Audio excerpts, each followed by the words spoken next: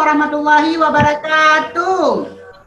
Waalaikumsalam warahmatullahi wabarakatuh. Alhamdulillah rabbil alamin. Wassalatu wassalamu ala asyrafil anbiya'i wal mursalin wa ala alihi washabihi ajmain. Puji dan syukur sama-sama kita panjatkan kehadirat Allah Subhanahu wa taala. Selawat dan salam tak lupa juga kita sajikan ke pangkuan Nabi besar Muhammad sallallahu alaihi wasallam. Alhamdulillah, terima kasih Bunda yang sudah sudi kiranya bergabung lagi melalui Zoom kita kali ini guna acara parenting kita, yaitu membahas tentang kesulitan belajar anak usia dini. Nah, jadi seperti kita ketahui bersama Bunda, anak usia dini itu unik. Artinya anak itu berbeda antara satu dan lainnya. Jadi jangan kita samakan anak orang pandai, kenapa anak saya tidak bisa? Jadi karena anak-anak itu berbeda. Intelektualnya, bahasanya, kognitifnya tidak sama antara anak satu dan anak yang lainnya. Nah, melalui perkembangan yang terjadi pada anak usia dini, ini terjadi perkembangan yang signifikan dari segi psikologisnya, ya, cara dia berbicara, cara dia bersosialisasi, cara dia bergaul dengan teman-temannya, tentu saja berbeda antara satu dan lainnya.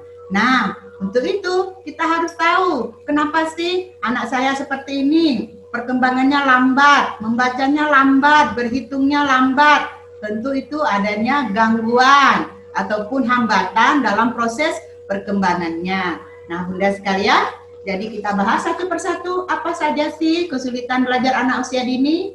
Nah, di poin yang pertama, kesulitan belajar anak usia dini itu bisa dalam kesulitan cara dia membaca.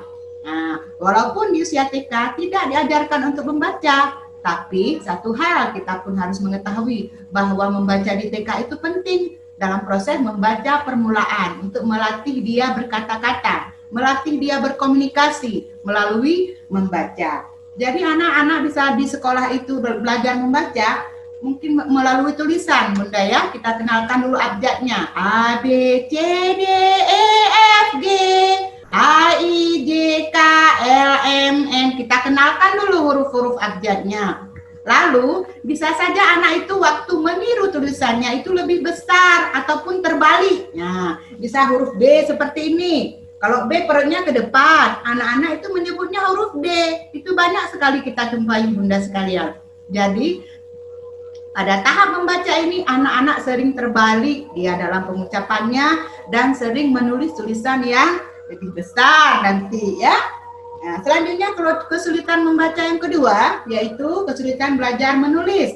Nah, proses menulis anak-anak ini bisa melatih motoriknya. Dalam hal memegang pensil tentu kita harus arahkan dulu, jangan terlalu ditekan sehingga nanti akan menghasilkan tulisannya yang kurang bagus. Jadi pada anak ini kesulitannya mungkin dalam tulisan. Saat bu guru mencontohkan kata bola, misalnya seperti ini, B, O, L, A. Anak-anak menulis huruf-huruf bola itu terlalu besar.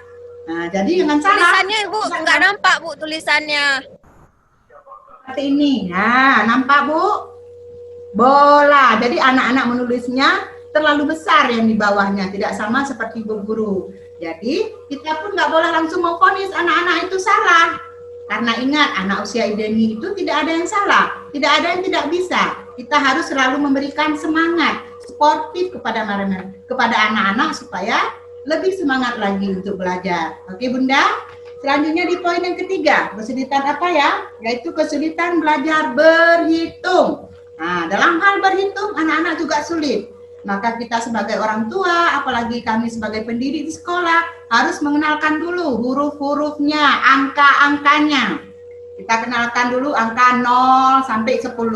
Bisa melalui nyanyian, sehingga membuat anak lebih semangat, lebih gembira. Nah, misalnya kita bernyanyi 0 itu 0, buat bulatnya. Seperti bola pimpong, 1 itu 1. Seperti jarum dan paku, 2 itu 2. Seperti bebek mandi di kali, seperti itu Bunda. Jadi akan merangsang dan mendorong anak-anak itu lebih bersemangat ya untuk mengenalkan angka-angkanya.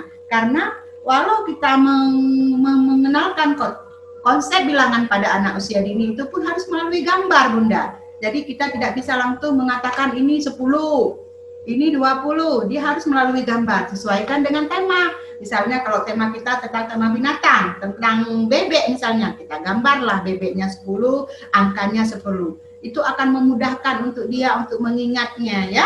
Karena ingat, anak usia dini itu tidak ada yang bodoh, tidak ada yang tidak pintar, dan tidak ada yang tidak bisa. Jadi kita selaku orang tua sejokyalah harus tahu ya Bunda, harus mengetahui kelemahan, kekurangan anak-anak kita. Berarti nanti kita bisa sama-sama untuk mencarikan jalan solusinya yang terbaik. Sehingga anak-anak kita itu bisa lebih terampil, lebih mampu berprestasi, dan lebih bersemangat dengan kawan-kawannya. Karena ingat Bunda, anak TK itu merupakan anak yang berada dalam masa keemasan, masa 0 sampai 7 tahun, golden age. Jadi disitulah kita sebagai orang tua memberikan motivasi, stimulus, rancangan yang baik untuk anak-anak kita, sehingga mereka mampu untuk berkembang sesuai dengan tahap-tahap dan perkembangannya. Walaupun nanti ada kendalanya, artinya anak tidak semua harus pandai di segala aspek Bunda sekalian. Dia harus pandai membaca, pandai menulis, dan pandai berhitung. Karena anak pandai dalam media ini, dia lebih unggul di sini. Dia mungkin agak tertinggal di kognitifnya, tapi dia lebih unggul di berbahasanya, ataupun sebaliknya. Jadi saya rasa sebagai orang tua, kita harus bijak dalam menyikapi hal-hal ataupun kesulitan-kesulitan yang dihadapi oleh anak usia dini. Sehingga mari sama-sama kita mencari solusinya yang terbaik untuk perkembangan anak kita ke arah yang lebih baik, ke arah yang lebih bagus, sehingga akan melahirkan generasi-generasi penerus yang hebat, yang kuat, yang bertakwa kepada Allah Subhanahu wa Ta'ala.